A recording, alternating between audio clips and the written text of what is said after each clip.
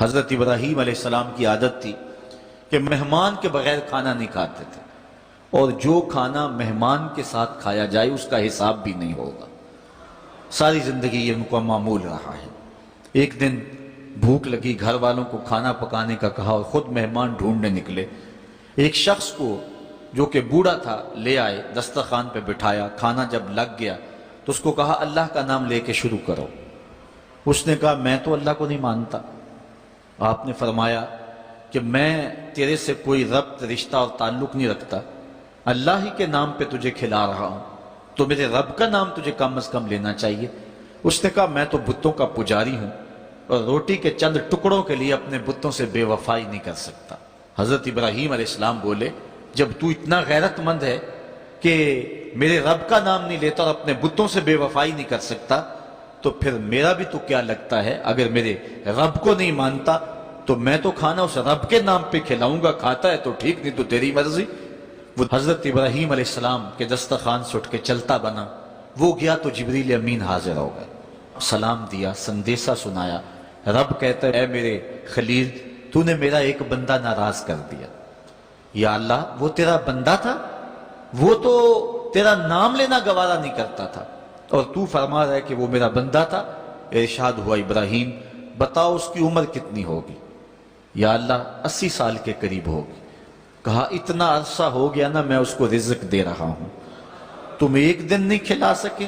اب حضرت ابراہیم اس کو ڈھونڈ رہے ہیں، وہ دور پہاڑ پہ جا چکا ہے، اس کے قریب پہنچے، کہا میاں کھانا ٹھنڈا ہو رہا ہے جلدی آؤ۔ اس نے کہا ایک شرط ہے، تمہارے رب کا نام نہیں لوں گا۔ کہا نہ لینا آؤ۔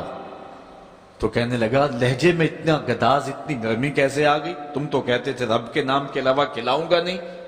کہا کہ اسی رب کا ہی تو پیغام آیا ہے کہ میں بھی اس کو دے رہا ہوں۔ اس نے کہا اگر تیرا رب اتنا اچھا ہے تو کھانا بعد میں کھائیں گے، پہلے اس کا غلام بنا لے مجھ کو۔ تو وہ رب ہے سب کا، ہمارا حق ہے کہ ہم اس کی پوجا کریں۔ تو اللہ تعالیٰ جل شانہ نے ارشاد فرمایا یا ایھا الناس اعبدوا ربکم، اپنے رب کی عبادت کرو۔ ایک تو وہ تمہارا رب ہے، اور پھر الذی خلقکم، اس نے تمہیں پیدا بھی کیا۔ توجہ چاہوں گا کتنی شان ہے کہ اس نے تخلیق بھی کیا اور پھر اس نے تمہاری تربیت بھی کی۔ جو تخلیق بھی کرے اور تمہاری تربیت بھی کرے، کیا اس کا حق نہیں ہے کہ اس کے حضور سجدہ ریزیاں کی جائیں؟ ساری زندگی انسان ماں کی خدمت کرتا رہے تو بتاؤ ماں کی خدمتوں کا بدلہ دے سکتا ہے؟ ماں کے پیار کا صلہ دے سکتا ہے؟ تو انسان جتنی مرضی خدمت کر کے ماں باپ کو راضی کرنے کی کوشش کرے وہ تو راضی ہوتے ہیں، بلکہ نالائق اولاد کے لیے ماں باپ کی دعائیں اور زیادہ ہوتی ہیں۔ تو انسان ان کی خدمت کا حق نہیں دے سکتا۔ ماں باپ کے اتنے حق کیوں ہیں؟ اس لیے کہ ماں نے بیٹے کو جنم دیا، جس نے جنم دیا ہے اس کے اتنے حق ہیں، تو جس رب نے خلق کیا ہے اس کے کتنے حق ہوں گے؟ جس نے تخلیق کیا ہے، دست قدرت سے بنایا ہے، تو پھر اس کے کتنے حق ہوں گے؟ تو مجھے بتائیے اس شخص سے بڑا بدبخت کوئی ہو سکتا ہے جو اللہ کے حضور سجدہ ریزی نہیں کرتا؟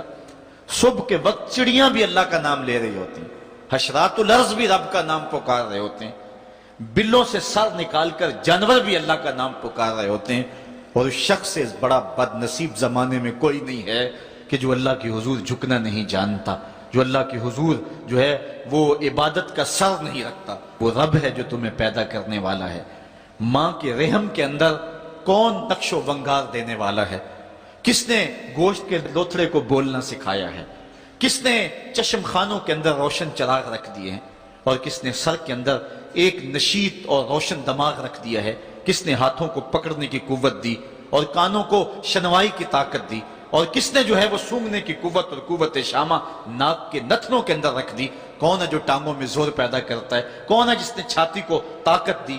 کون ہے جس نے انسانیت کو احسن تقویم بنایا؟ انسان، کیا تیرا حق ہے کہ مسجد کے قریب سے تو گزر جائے اور اللہ کا نمائندہ پکار رہا ہو حی علی الصلاۃ حی علی الفلاح، آجا نیکی کی طرف، آجا نماز کی طرف، اور تو جو ہے وہ اس کو سننے کے باوجود گزر جائے؟